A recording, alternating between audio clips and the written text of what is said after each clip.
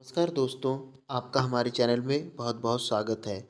आज यहाँ पर हम कॉन्स्टिट्यूशन से रिलेटेड 30 क्वेश्चंस को सॉल्व करेंगे बहुत ही रैपिडली। जो आगे आगामी जो परीक्षाएं हैं यूपी अल्टीग्रेड, जिसमें 30 क्वेश्चन जीएस के पूछे जाएंगे, ये प्रश्न उस परीक्षा के लिए बहुत ही महत्वपूर्ण सिद्ध हो सकते हैं। आइए देखते हैं पहला प्रश्न। संविधान सभा द्वारा भारतीय संविधान को कब पारित किया गया, यानी कब अंगीकृत किया गया? 26 जनवरी 1950, 26 नवंबर 1949, 14 अगस्त 1947 या 14 अगस्त 1947। तो इसका सही जो ऑप्शन है बी, यानी भारतीय संविधान द्वारा 26 नवंबर 1949 को संविधान को अंगीकृत किया गया और 26 जनवरी 1950 को संविधान लागू हुआ। तो पहला क्वेश्चन का यहाँ पर बी ऑप्शन करेक्ट है। अगला प्रश्न है, 1946 की अंतरिम सरकार में कार्यकारी परिषद के उपाध्यक्ष कौन थे? Sir Claude, Auchinleck, C H. Bhabha, C Rajagopalachari, Jawaharlal Nehru. तो इसका सही ऑप्शन है डी, पंडित जवाहरलाल नेहरू। अगला प्रश्न है, भारतीय संविधान कितने शब्दों का बना है? 40,000 का, या 60,000, या 80,000, या 1,20,000? तो इसका जो सही आंसर देखा जाए तो इसमें इन चारों ऑप्शन में कोई भी सही नहीं है, लेकिन हम यहाँ पर एस्टिमेट क्लोज आंसर देखेंगे तो इसके हिसाब से यहाँ पर आंसर डी सही हो जाएगा। वैसे मैं आपको बता दूं, हमारा जो भारत का संविधान है उसमें लगभग 1,17,369 शब्दों का जो है वो प्रयोग हुआ है, यानी 1,17,369 शब्दों से बना है। यहाँ पर हमें क्लोज ऑप्शन देखना है तो ऑप्शन डी सही हो जाएगा। अगला प्रश्न है, भारत का संविधान लिखा गया था 2 वर्ष से अधिक किंतु 3 वर्ष से कम अवधि में, 3 वर्षों में, 3 वर्ष से अधिक अवधि में, या 2 वर्षों में? तो इसका सही ऑप्शन है ए, यानी 2 वर्ष से अधिक किंतु 3 वर्ष से कम अवधि में। आपको बता दें, हमारे भारत का संविधान लगभग 2 वर्ष 11 माह और 18 डेज में, यानी 18 दिन में लिखा गया। यानी हमारे भारत का जो संविधान है वो लगभग 2 साल 11 माह 18 दिन इसमें लिखने में लगे थे, और संविधान के प्रारूप पर कुल 114 दिन बहस हुई तथा संविधान निर्माण में लगभग 53,96,729 रुपयों का व्यय हुआ था। अगला प्रश्न है, भारतीय संविधान को माना गया है संघीय है, या एकात्मक है, संसदीय है, या रूप विधान में संघीय और भावना में एकात्मक है? तो इसका ऑप्शन डी सही हो जाएगा। हमारे भारत का संविधान जो है वो रूप विधान में संघीय और भावना में एकात्मक है। अगला प्रश्न देखते हैं, इनमें से कौन सा भारतीय संविधान की एक महत्वपूर्ण विशेषता नहीं है? यह एक लिखित संविधान है, यह भी हमारे संविधान की विशेषता है।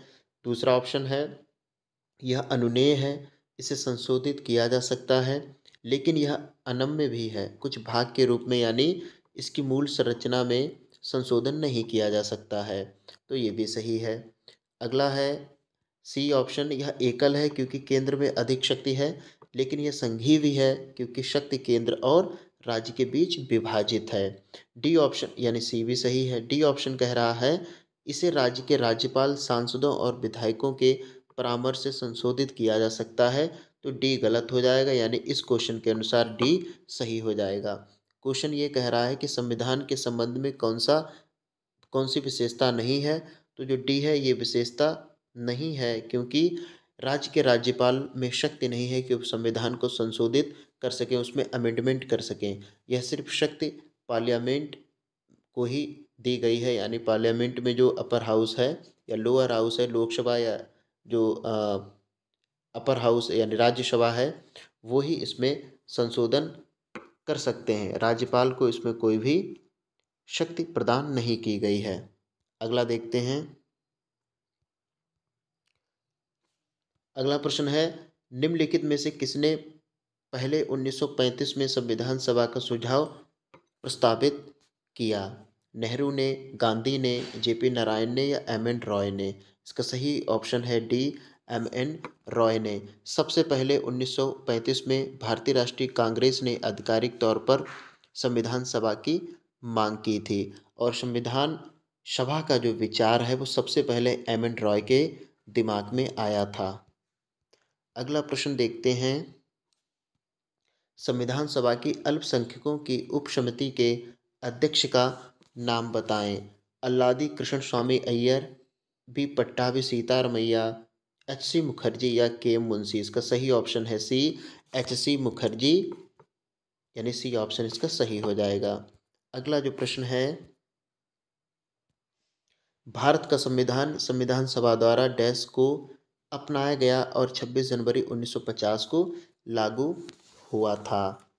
तो इसका पहला ऑप्शन है 29 अक्टूबर 1949, 22 दिसंबर 1949, 26 नवंबर 1949 या 3 जनवरी 1950। तो इसका सही ऑप्शन हो जाएगा 26 नवंबर 1949, यानी सी ऑप्शन इसका सही हो जाएगा। अगला प्रश्न है, भारतीय संविधान सभा में कुल कितनी महिला सदस्य थीं? 12, 13, 15, 17? सही ऑप्शन इसका सी है 15। अगला प्रश्न देखते हैं। संविधान सभा के पहले अध्यक्ष कौन थे? यानी संविधान सभा के पहले अध्यक्ष कौन थे? B R Ambedkar, Sachchidananda Sinha, doctor Rajendra Prasad, उपरोक्त में से कोई नहीं? इसका सही ऑप्शन है बी, डॉक्टर सच्चिदानंद सिन्हा। ये सर्वविदित है कि संविधान सभा की पहली बैठक 9 दिसंबर 1946 को हुई थी, जिसके अस्थायी अध्यक्ष डॉक्टर सच्चिदानंद सिन्हा थे।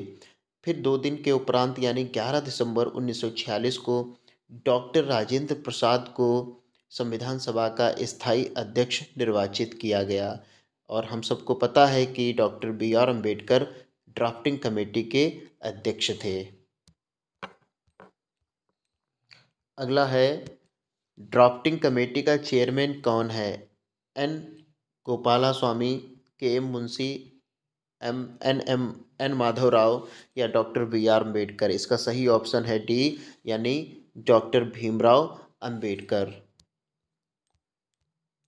अगला प्रश्न है, राजनीतिक प्रजातंत्र का तात्पर्य उस जीवन विधा से है जो जीवन में सैद्धांतिक रूप से उदारता, समानता और भ्रातृत्व को स्वीकारती है। यह कथन किसका है? डॉक्टर भीमराव अंबेडकर, डॉक्टर राजेंद्र प्रसाद, डॉक्टर सर्वपल्ली राधाकृष्णन, डॉक्टर राम मनोहर लोहिया? इसका सही ऑप्शन है ए, डॉक्टर बी आर अम्बेडकर। अगला प्रश्न है, भारतीय संविधान अपने नागरिकों को डैश की समानता का वचन देता है। यानी भारत का संविधान अपने नागरिकों को किस चीज़ का वचन देता है? तो यहाँ पर अभिव्यक्ति और विश्वास है, हैसियत और अवसर है, विचार और अभिव्यक्ति है, अवसर और अभिव्यक्ति है। तो इसका सही ऑप्शन आएगा बी, यानी हैसियत और अवसर, यानी स्टेटस एंड अपॉर्चुनिटी का जो है समानता का वचन देता है इंडियन कॉन्स्टिट्यूशन। अगला प्रश्न है, हमें यहाँ पर मिलान करना है, कूट दिए गए हैं प्रभुत्व संपन्न, प्रजातांत्रिक और धर्मनिरपेक्ष है और अगला है भाईचारा। तो यहाँ पर आपका सही ऑप्शन हो जाएगा सी, सही ऑप्शन हो जाएगा सी, यानी BCDA। तो BCDA बन रहा है, यानी प्रभुत्व संपन्न को मिला दिया जाएगा बी से, यानी इसका जो बन रहा है BCDA। ठीक है, तो पहले वाले को बी से मिला दिया जाएगा, यानी प्रभुत्व संपन्न का मतलब होता है लोगों को बाह्य एवं आंतरिक मामलों में निर्णय लेने का सर्वोच्च अधिकार है। प्रजातांत्रिक को सी से मिला दिया जाएगा, इसका मतलब है लोगों को समान राजनीतिक अधिकार प्राप्त हैं। धर्मनिरपेक्ष का मतलब होता है डी, यानी नागरिकों को किसी भी धर्म को अपनाने की पूर्ण स्वतंत्रता है, जैसा कि भारत भी एक धर्मनिरपेक्ष राष्ट्र है। और भाईचारे को मिला दिया जाएगा ए से, यानी ए से इसका मतलब है सभी को एक परिवार के सदस्य के रूप में रहना चाहिए। तो इस तरीके से इसका जो सही ऑप्शन है वो सी है। अगला प्रश्न है, निम्नलिखित में से किसको संविधान की आत्मा के रूप में माना गया है? राज्य के नीति निर्देशक सिद्धांतों को, राष्ट्रीय ध्वज को, प्रस्तावना को या मूल अधिकार को? तो यहाँ पर ऑप्शन सही हो जाएगा सी, यानी प्रस्तावना को। संविधान की आत्मा प्रस्तावना को माना गया है क्योंकि इसमें संपूर्ण संविधान का मूल निहित है। प्रस्तावना में प्रयुक्त शब्दावली हम भारत के लोग अमेरिका से ली गई है। अगला अगला प्रश्न है, अंतर्राष्ट्रीय शांति और सुरक्षा को बढ़ावा देने से संबंधित प्रावधान भारतीय संविधान के निम्नलिखित में से किसके एक भाग के रूप में उल्लिखित है? मौलिक अधिकार, राज्य के नीति निर्देशक सिद्धांत, मौलिक कर्तव्य या राज्यों? तो उसका सही ऑप्शन आएगा बी, यानी राज्य के नीति निर्देशक सिद्धांत। अगला प्रश्न है, भारत के संविधान का निम्नलिखित में से कौन सा अनुच्छेद ग्राम पंचायतों से संबंधित है? इसका सही ऑप्शन आएगा अनुच्छेद 40, यानी आर्टिकल 40। अगला जो प्रश्न है, निम्नलिखित में से कौन सा एक राज्य का नीति निर्देशक सिद्धांत संविधान के बाद में जोड़ा गया? ग्राम पंचायतों का संगठन, गोवध निषेध, मुफ्त कानूनी सलाह या समान नागरिक संहिता? इसका सही ऑप्शन आएगा सी, मुफ्त कानूनी सलाह। अगला प्रश्न है, समान कार्य के लिए समान वेतन भारत के संविधान में सुनिश्चित किया गया है एक मौलिक अधिकार है, राज्य के नीति निर्देशक सिद्धांतों का अंग है, मौलिक कर्तव्य है या आर्थिक अधिकार है? इसका सही ऑप्शन आएगा बी, राज्य के नीति निर्देशक सिद्धांतों का अंग है। अगला प्रश्न है, भारत के संविधान में कल्याणकारी राज्य का आदर्श किसमें प्रतिष्ठापित है? उद्देशिका में, राज्य की नीति के निर्देशक तत्वों में, मूल अधिकार में, 7वीं अनुसूची में? इसका सही ऑप्शन है बी, राज्य की नीति के निर्देशक तत्व। अगला प्रश्न है, निम्नलिखित में से कौन एक राज्य का नीति निर्देशक तत्व नहीं है? मद्य निषेध, गौ संरक्षण, पर्यावरण संरक्षण या 14 वर्ष की आयु के बच्चों का निःशुल्क शिक्षा? तो यहाँ पर ऑप्शन आ जाएगा डी, यानी ये नीति निर्देशक तत्वों में शामिल नहीं है। हम सबको सर्वविदित है कि 86वें संविधान संशोधन अधिनियम 2002 द्वारा 14 वर्ष की आयु तक के बच्चों को निःशुल्क शिक्षा का प्रावधान है। अगला प्रश्न देखते हैं,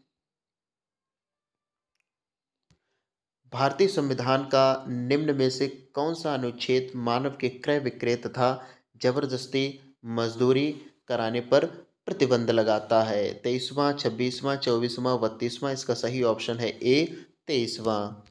अगला प्रश्न है, भारतीय संविधान का निम्नलिखित में से कौन सा अनुच्छेद विधिक क्षमता यानी कानून के सामने समानता से संबंधित है? 14, 13, 17, 26? इसका सही ऑप्शन आएगा ए, 14। अगला प्रश्न है, कौन सा मौलिक अधिकार अल्पसंख्यकों के हितों के संरक्षण की बात करता है? शिक्षा का अधिकार, शोषण के विरुद्ध अधिकार, संवैधानिक उपचारों का अधिकार, सांस्कृतिक और शैक्षिक अधिकार? इसका सही ऑप्शन हो जाएगा डी, सांस्कृतिक और शैक्षिक अधिकार। अगला प्रश्न है, निम्नलिखित में से कौन सा उदाहरण संविधान स्वीकृत मूलभूत अधिकारों का उदाहरण नहीं है?